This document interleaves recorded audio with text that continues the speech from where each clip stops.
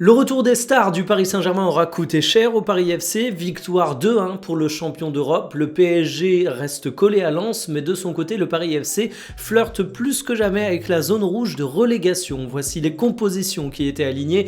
Dembélé et Doué buteur, ce sont les meilleurs joueurs du match. Dembélé en meneur éclairé, il change vraiment le jeu du PSG et Doué a une grande liberté dont il a profité pour faire parler ses talents de dribbleur. Zabarni de son côté, ça devient un véritable sujet au Paris Saint-Germain.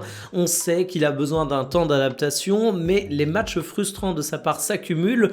Ici, il concède un penalty qui est certes sévère, mais qui en attendant s'ajoute à la ligne des reproches que les supporters parisiens pourront lui faire. Lucas Chevalier a fait son retour dans les cages, mais lui, il pouvait pas faire grand chose. Le penalty, à mon sens, était plutôt bien tiré. Sur les statistiques de la rencontre, vous voyez que le Paris FC s'est quand même bien défendu et d'ailleurs leur coach a été assez fier de son équipe.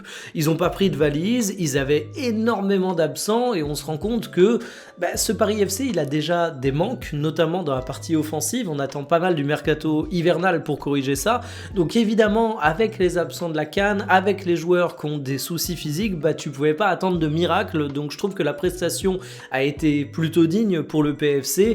Et de toute façon, comptablement, tu comptais pas prendre 2 points face au Paris Saint-Germain, on va pas se mentir. D'un point de vue classement général, eh bien comme je disais en introduction, le Paris Saint-Germain reste collé au RC Lens, mais les Lensois ont une très belle série de victoires et le PFC approche dangereusement de la zone rouge. Alors on peut se demander si la relégation va être un sujet pour le deuxième club de la capitale.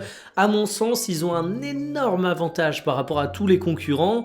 Déjà, quelques points au classement général, parce qu'ils sont pas derniers, mais en plus un budget mercato hivernal qui peut se débloquer en cas d'urgence et qui est beaucoup plus important que les autres clubs. Et le PFC finalement, c'est un démarrage de projet qui me déçoit un petit peu, qui me frustre un petit peu. Je sais qu'il faut être patient, ça terminera peut-être dans le top 10 de la Ligue 1, mais en tout cas une chose est sûre, aujourd'hui les lacunes de l'équipe sont clairement identifiées, il va falloir corriger ça.